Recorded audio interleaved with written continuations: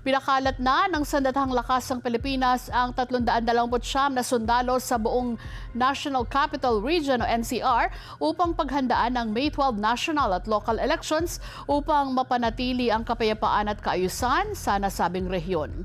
Ang contingency force ay binubuo ng mga unit mula sa Civil Disturbance Management o CDM, K9, Explosive Ordnance Disposal, Medical at Chemical, Biological, Radiological and Nuclear o TEAMS.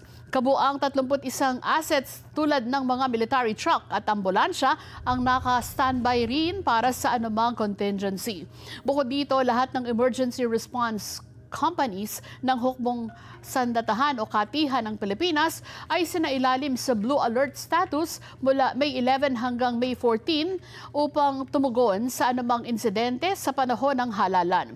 Nagpadala rin ng iba't ibang Philippine Army Major Units ng 23,591 na mga tauhan upang gampanan ang kanilang tungkulin sa halalan sa iba't ibang panig ng bansa.